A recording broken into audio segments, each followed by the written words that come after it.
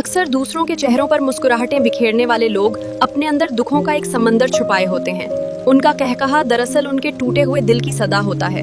उन्हें किसी हमदर्द की नहीं बल्कि एक सच्चे सहारे की जरूरत होती है।